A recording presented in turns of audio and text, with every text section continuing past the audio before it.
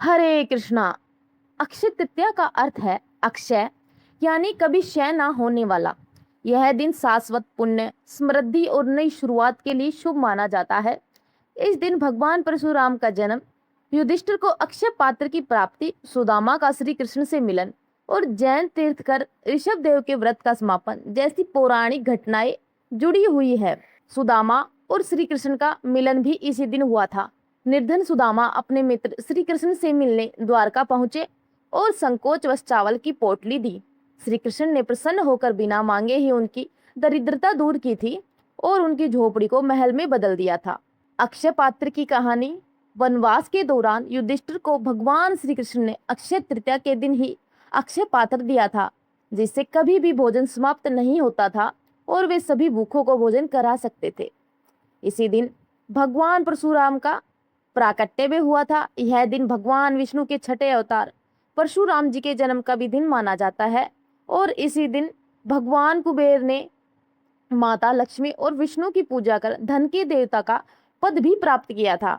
और जैन तीर्थकर ऋषभ देव ने इस दिन गन्ने के रस से अपना 400 दिनों का लंबा उपवास समाप्त किया था।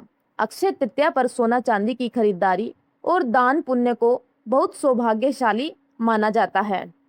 अब शुरू करते हैं अक्षय तृतीया की कथा। अक्षय तृतीया की एक कथा के अनुसार प्राचीन काल में एक धर्मदास नामक वैश्य था। धर्मदास अपने परिवार के साथ एक छोटे से गांव में रहता था। वह बहुत ही गरीब था। वह हमेशा अपने परिवार के भरण पोषण के लिए चिंतित रहता था। उसके परिवार में कई सदस्य थे। धर्मदास बहुत धार्मिक प्रवृत्ति का व्यक्ति था। उसका सदाचार और देव एवं ब्राह्मणों के प्रति उनकी श्रद्धा अत्यधिक प्रसिद्धि थी। अक्षय तृतीया के व्रत के महत्व को सुनने के पश्चात उसने अक्षय तृतीया पर्व के आने पर सुबह जल्दी उठकर गंगा में स्नान करके विधि पूर्वक देवी देवताओं की पूजा की।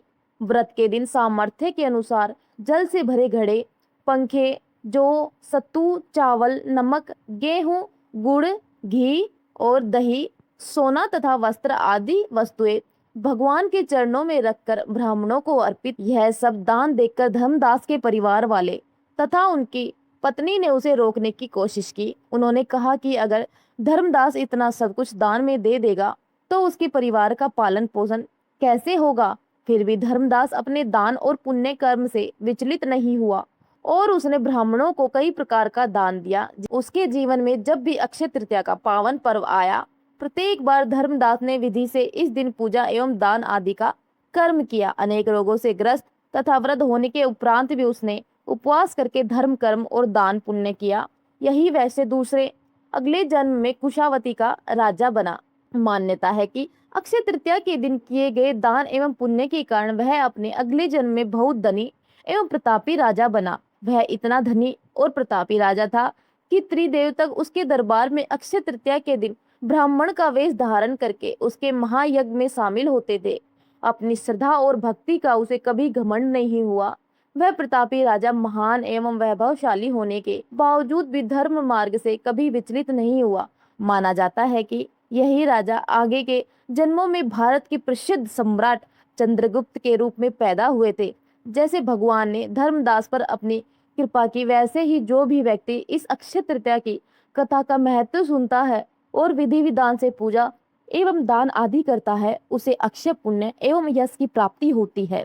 तो यह थी आज की छोटी सी अक्षय तृतीया की व्रत कथा। अगर आपको ये कथाएं अच्छी लगी हो तो वीडियो को लाइक, चैनल को सब्सक्राइब अवश्य कर देना। राधे राधे।